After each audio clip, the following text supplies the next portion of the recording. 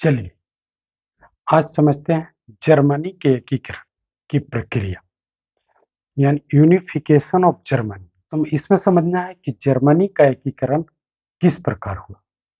बहुत ही इंटरेस्टिंग प्रश्न है। इसमें हम समझेंगे कि बिस्मार्क जो विश्व कूटनीति का बहुत बड़ा जानकार था, उसने अपने कूटनीति के माध्यम से किस प्रकार जर्मनी को एक राष्ट्र के रूप में बनाया। बहुत ही इंटरेस्टिंग प्रश्न है। चलिए इसको पढ़ते हैं। पहले एक छोटी सी भूमिका लिखेंगे, उसके बाद आंसर को पॉइंट वाइज देने का प्रयास करेंगे और एक मैप देंगे, एक छोटा सा निष्कर्ष देंगे। सारे बड़े आंसर का यही फॉर्मेट होता है, एक भूमिका, पॉइंट वाइज, मैप, डायग्राम, निष्कर्ष। इसी पर मार्क्स अधिक आते हैं। चलिए समझने का प्रयास करते हैं। 19वीं शताब्दी में जर्मनी का एकीकरण यूरोप के सर्वप्रमुख घटनाओं में से एक है। बिस्मार्क ने रक्त एवं लौह की नीति के द्वारा आयरन एंड स्टील पॉलिसी मतलब तलवार के दम पर इस एकीकरण को अंजाम तक पहुंचाया। इसकी प्रक्रिया को निम्न बिंदुओं द्वारा समझा जा सकता है। पहला पॉइंट है नेपोलियन की भूमिका। तो नेपोलियन जब पूरे यूरोप को जीता तो जर्मनी को भी जीता। तो जर्मनी के जो 300 राज्य थे उसको प्रशासन के सुविधा के तहत 39 प्रशासनिक इकाइयों में बांट देता है। इससे क्या हुआ, प्रशासनिक गतिशीलता आ गया, प्रशासन में एकीकरण हो गया। एक तरह के बाट, एक तरह के नाप तौल, एक तरह के नियम कानून से लोगों में प्रशासन के स्तर पर एकता आया। जैसे भारत में अंग्रेज न चाहते हुए भी एक तरह का प्रशासनिक व्यवस्था लाया, जिससे भारत में राष्ट्रवाद एकीकरण को बल मिला। उसी प्रकार नेपोलियन ने अनजाने में जर्मनी में राष्ट्रवाद को मजबूत किया। चलिए दूसरा है जोल्बेरान शुल्क संघ। जोल्बेरान एक आर्थिक शुल्क संघ था। इसने आर्थिक एकीकरण को बल प्रदान किया। जोल्बेरान व्यापारियों का एक गिल्ड था, शुल्क संघ था, जो बहुत जो चुंगी लगता था, जो टैक्स लगता था, उसको ये कम किया था। तो, तो एक व्यापारी को दूसरे जगह व्यापार करना, एक जगह से दूसरे जगह करना बहुत आसान हो गया था। इससे पूरे जर्मनी में व्यापार वाणिज्य में तेजी आती, जिससे आर्थिक एकीकरण को बल मिलता है। तीसरा है तीव्र औद्योगिक विकास। तो कोयला एवं लोहे की उपलब्धता तथा रेलों के विकास ने औद्योगिकरण को तीव्र किया। तो जर्मनी में कोयला भी था, लोहा भी था। ये तो आधारभूत होता है किसी उद्योग के लिए। और रेल का जब विकास हुआ तो ये तीनों कारण से औद्योगिक विकास तीव्र हो गया। इससे आर्थिक गतिविधियां तीव्र हुई, आर्थिक एकीकरण को बढ़ावा मिला। चौथा है बिस्मार्क की भूमिका। मेन यही है कि बिस्मार्क ने कैसे जर्मनी को एक राष्ट्र के रूप में बनाया। तो बिस्मार्क की भूमिका, बिस्मार्क प्रसा का चांसलर था। चांसलर मतलब होता है जैसे प्रधानमंत्री। आज भी जर्मनी के प्रधानमंत्री को चांसलर ही बोला जाता है। बिस्मार्क की कूटनीति ने जर्मनी के एकीकरण में महत्वपूर्ण भूमिका निभाई। प्रसा के नेतृत्व में एकीकरण की शुरुआत हुई। देखिए जर्मनी का इस तरह से एक आउटलाइन बना लीजिएगा। बीच वाला है प्रसा, ठीक, यही का चांसलर था बिस्मार्क, ठीक।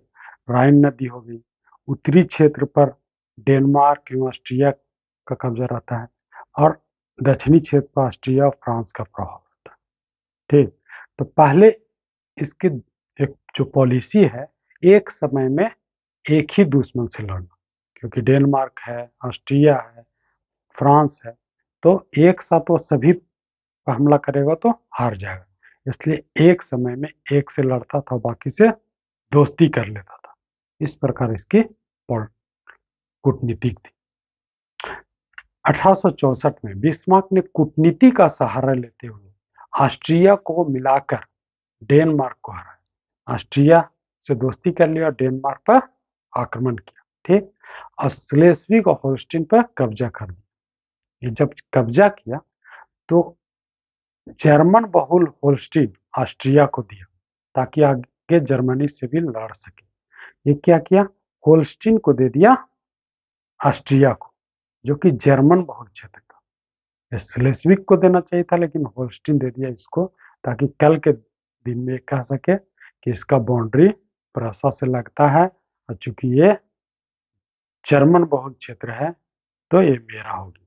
इस प्रकार अगले युद्ध का ये रणनीति भी तैयार कर लेता है।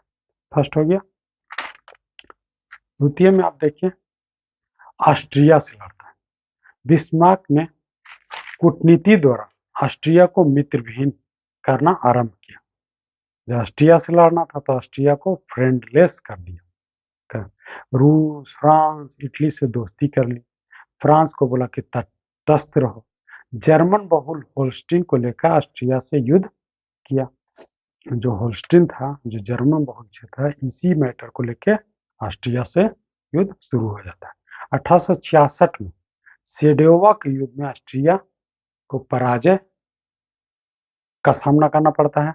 अब प्राग की संधि तो ऑस्ट्रिया के प्रभाव वाले सारे क्षेत्र पर बिस्मार्क यानी प्रसा का कब्जा हो जाता है। तो प्राग की संधि करता है, ऑस्ट्रिया का जितना प्रभाव वाला क्षेत्र था, इधर और इधर सब क्षेत्र को प्रसा ले लेता है, यानी बिस्मार्क ले लेता है। ठीक? फिर फ्रांस से युद्ध। अब फ्रांस को लगता है ये तो बहुत बड़ा गलती हो गया।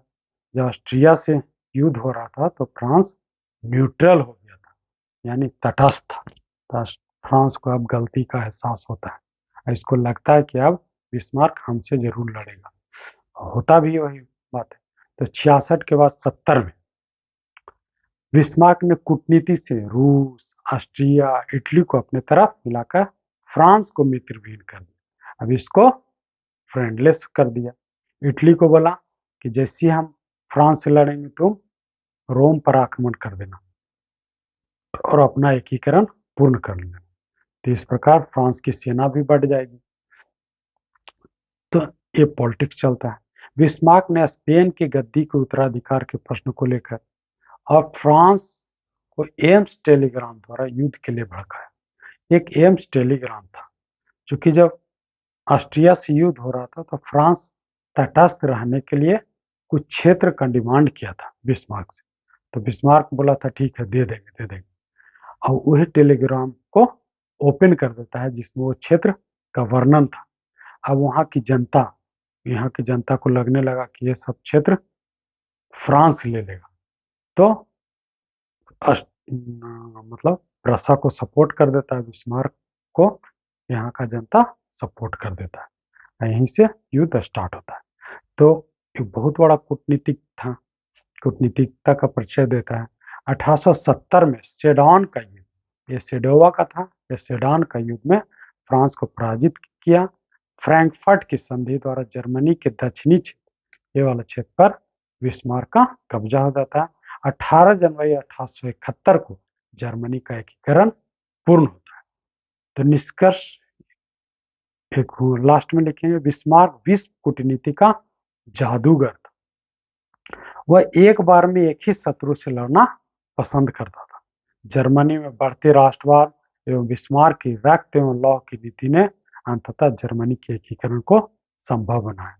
2 लाइन का निष्कर्ष निचोड़ है, और जो आप दीजिएगा कोई भी एग्जामिनर चेक करेगा उसका मन बहुत खुश हो जाएगा। पॉइंट रहेगा, मैप रहेगा, भूमिका रहेगा, निष्कर्ष रहेगा, फुल मार्क्स आएगा, और सारे जो भी प्रश्न है उसमें भी इसका पॉजिटिव इम्पैक्ट जाता है।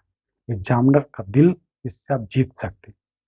और ये प्रश्न आपको सिर्फ 10th में ही नहीं, 11 या ग्रेजुएशन, इवन पीसीएस, यूपीएससी सब जगह पढ़ना है। सारा जगह यही फॉर्मेट रहेगा, थोड़ा बड़ा करके लिखना होता है, सारा फॉर्मेट यही होता है, ये कंसेप्ट यही रहेगा। तो कंसेप्ट को समझना है, अपने भाषा में लिख देना है। अब आप लिख के देखिए, ऐसा प्रश्न इस तरह से आपको कहीं नहीं मिलेगा, कोई गेस पेपर कहीं नहीं मिलेगा, न यूट्यूब पर मिलेगा, कहीं आप खोज के थक जाइए, नहीं मिलेगा। इस तरह से आप लिखिए, आपका मार्क्स बहुत अच्छा आएगा। इसी पैटर्न पर और आंसर देने का प्रयास कीजिए। अगर आपको ये वीडियो अच्छा लगता है तो लाइक कीजिए, दोस्तों को शेयर कीजिए और चैनल पसंद है तो सब्सक्राइब भी कर सकते हैं। Thank you.